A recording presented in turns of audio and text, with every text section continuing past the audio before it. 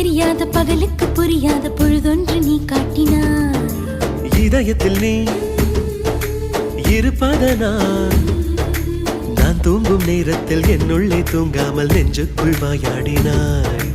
கண்ணாடி நீ கடிகாரம் நான் உன்னுள்ளே ஓடோடி வாழ்வே.